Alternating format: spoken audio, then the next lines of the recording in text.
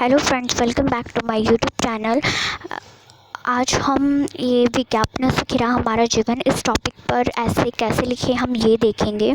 क्या चीज़ हम इसमें डाल सकते हैं, नहीं क्या हम नहीं डाल सकते, किस तरह से हम इसे लिखेंगे, ये सब हम इस वीडियो में देखेंगे। और इस ऐसे का जो है मीनिंग भी हम इसमें समझ लेंगे इसी वीडियो में। अगर आपको इस टॉपिक पे ऐसे लिखना है तो आप बिल्कुल सही जगह आए हैं। बिल्कुल आसान सा ऐसे है। ओके, वीडियो स्टार्ट करने से पहले मेरी आपसे एक रिक्वेस्ट है, अगर आपने मेरे चैनल को अभी तक सब्सक्राइब नहीं किया है तो प्लीज़ सब्सक्राइब कर दीजिए। बेल आइकन प्रेस करके ऑल ऑप्शन पर क्लिक कीजिए। इस वीडियो की किसी और को भी ज़रूरत है तो शेयर कीजिए। कमेंट करके बताइए मैं किस टाइप के वीडियो बनाऊं। एंड प्लीज़ अगर आपको वीडियो पसंद आ रही है तो प्लीज़ लाइक ज़रूर कीजिए। Let's start our video. विज्ञापनों से घिरा हमारा जीवन, इसका हम फर्स्ट पैराग्राफ डाल सकते हैं। वर्तमान युग विज्ञापन का है। एंड फर्स्ट पैराग्राफ हमारा ये है। इस पैराग्राफ में हमने लिखा है, आज का युग विज्ञापन का युग है। जिस और दृष्टि डालो विज्ञापन ही विज्ञापन नज़र आते हैं। चाहे दूरदर्शन के कार्यक्रम हो अथवा सड़कों के चौराहे हों, चारों ओर विज्ञापनों की भरमार है। प्रत्येक कार्यक्रम से पहले, बीच में तथा अंत में विज्ञापन दिखाए जाते हैं। विज्ञापनों के लिए कार्यक्रमों में ब्रेक लिया जाता है। कभी कभी तो यह ब्रेक बोरियत पैदा करने लगता है।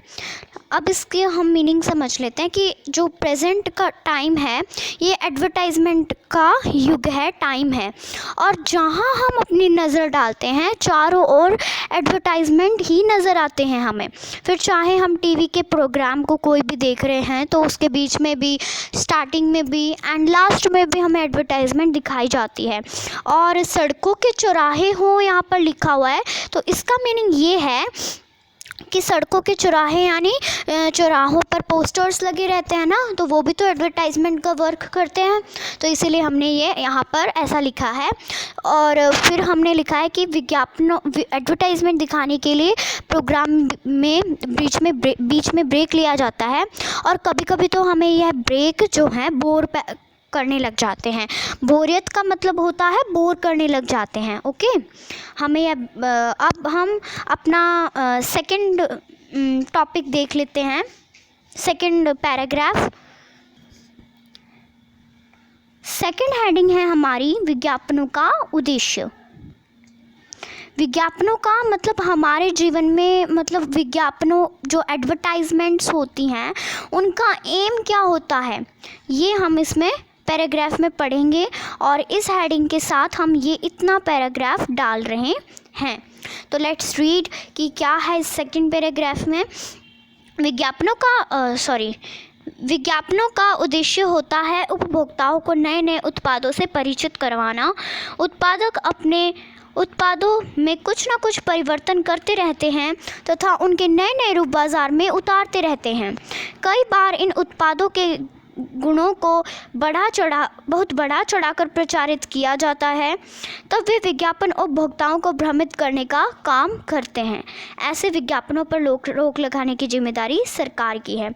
तो इस पैराग्राफ में हमने ये लिखा है कि जो एडवर्टाइजमेंट का एम होता है वो उपभोक्ताओं यानी कस्टमर्स को नए नए उत्पादों यानी प्रोडक्ट्स, ठीक है, हमने यहाँ पर लिख रखा है ना, उपभोक्ताओं मीन्स कस्टमर्स एंड उत्पादों मीन्स प्रोडक्ट्स, और परिचित यानी इंट्रोडक्शन। ओके, परिचित यानी इंट्रोडक्शन करवाना। तो इसमें हमने लिख रखा है कि विज्ञापन का एडवर्टाइजमेंट का एम होता है कि कस्टमर्स को नए नए प्रोडक्ट्स से इंट्रोडक्शन करवाना। उत्पादक यानी जो प्रोड्यूसर्स, इंग्लिश में हम बोल सकते हैं प्रोड्यूसर्स, ठीक है ना। ये उत्पादक वर्ड यहाँ पर आया है ना, तो इसका मतलब ये है प्रोड्यूसर्स। तो जो प्रोड्यूसर्स हैं वो अपने प्रोडक्ट्स में कुछ ना कुछ चेंजेस करते रहते हैं, ठीक है ना। तो और उनके नए नए रूप बाज़ार में उतारते रहते हैं, मीन्स बाज़ार में सेल करते रहते हैं। तो इन प्रोडक्ट्स के गुणों को यानी गुणों को मतलब बहुत बढ़ा चढ़ाकर प्रचारित किया जाता है। बढ़ा चढ़ाकर प्रचारित किया जाता है मीन्स उसके मतलब जैसे कि पता नहीं वो क्या कर देगा, लेकिन रियल में वो होता नहीं है वैसा।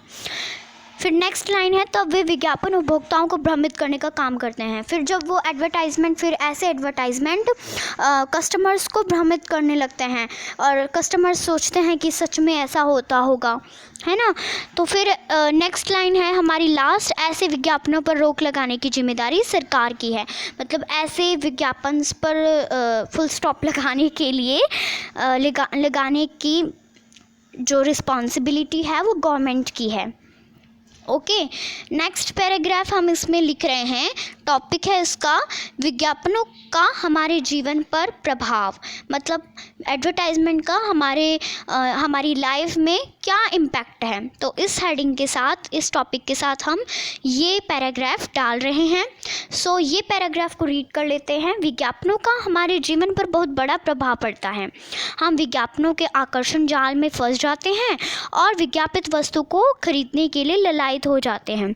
कई बार हमें नए नए उत्पादों का पता विज्ञापन के माध्यम से ही पता चलता है। वैसे विज्ञापनों का एकमात्र उद्देश्य अपने उत्पादों की बिक्री को बढ़ाना और उससे अधिकाधिक लाभ कमाना ही होता है। विज्ञापन बाज़ार में प्रतिस्पर्धा को बढ़ावा देते हैं।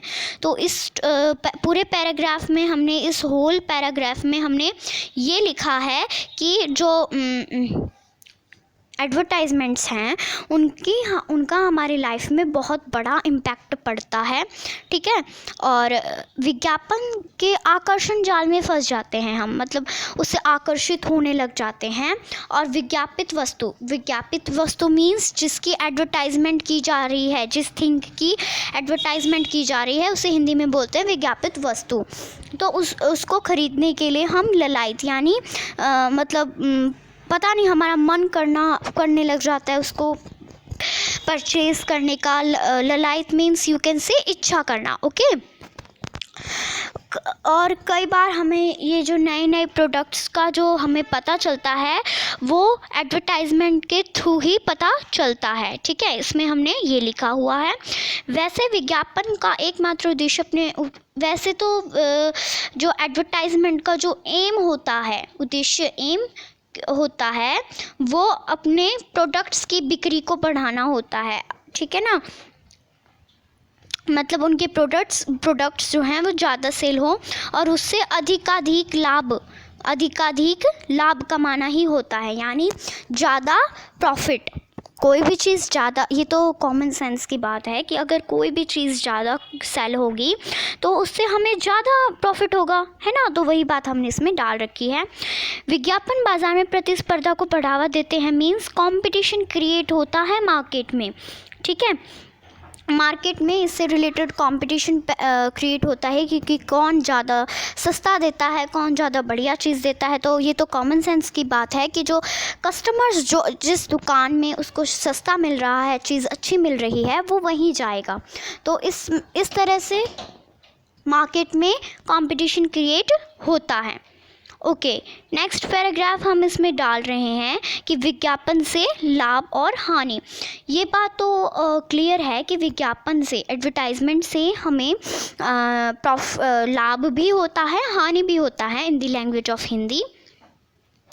सो क्या लाभ होता है, क्या हानि होता है, इसके बारे में हम इस होल पैराग्राफ में पढ़ने जा रहे हैं। Okay, let's study this paragraph. विज्ञापनों के लाभ और हानि दोनों ही हैं। विज्ञापन जहां हमारी जानकारी बढ़ाते हैं वहीं ये फिजूल खर्ची को भी बढ़ावा देते हैं।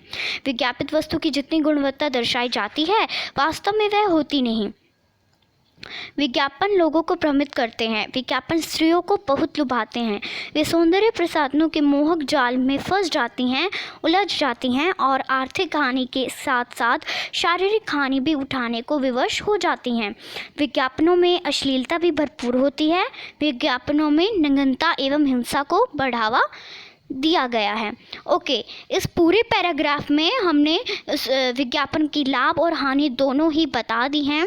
इसमें हमने बताया है कि जो एडवर्टाइजमेंट है, जहाँ तक हमारी वो जानकारी, नॉलेज बढ़ाते हैं, वहीं ये फिजूल खर्ची को भी बढ़ावा देते हैं। विज्ञापित वस्तु मैंने आपको पहले भी बताया था। विज्ञापित वस्तु यानी कि जिसकी हमने जिस प्रोडक्ट की एडवर्टाइजमेंट की जा रही है उसे हिंदी में विज्ञापित वस्तु बोलते हैं। तो विज्ञापित वस्तु की जितनी गुणवत्ता दर्शाई जाती है, जितने उसके गुण दर्शाए जाते, दिखाए जाते हैं, वास्तव में वह उतने होते नहीं। जैसा कि मैंने आपको पहले भी बताया था इसी उसमें कि मतलब जितनी उसकी गुणवत्ता दर्शाई जाती है उतनी वह होती नहीं। आप कोई भी एग्जाम्पल लेके देख लेना, ठीक है। और इसमें ये भी लिखा है कि विज्ञापन जो है वो एडवर्टाइजमेंट लोगों को भ्रम में डाल देता है कि हाँ, लोग सोचते हैं कि हाँ ऐसा होता होगा ये करने से, ठीक है। और विज्ञापन एडवर्टाइजमेंट सबसे ज़्यादा तो फीमेल्स को लुभाते हैं। फीमेल्स इसको सबसे ज़्यादा खरीदने के लिए एक्साइटेड हो जाती हैं।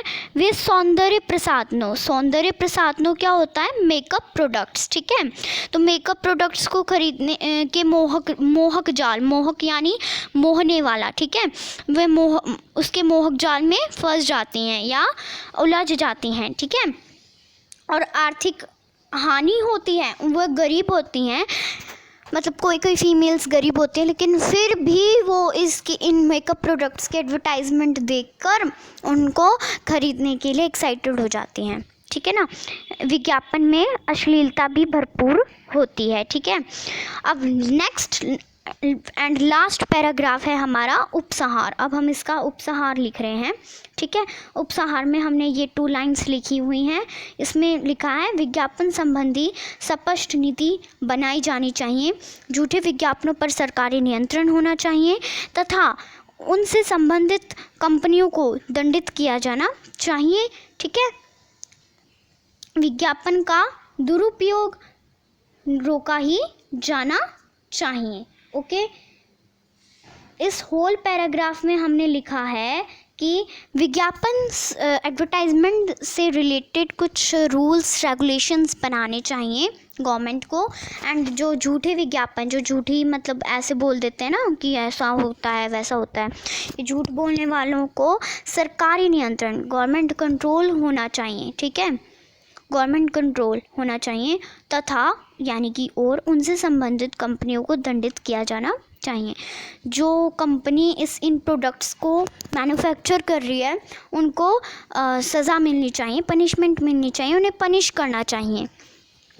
विज्ञापन का दुरुपयोग यानी बुरा प्रयोग, जिसका मतलब मिसयूज़ होता हो, तो एडवर्टाइजमेंट का मिसयूज़ रोका ही जाना चाहिए, ठीक है।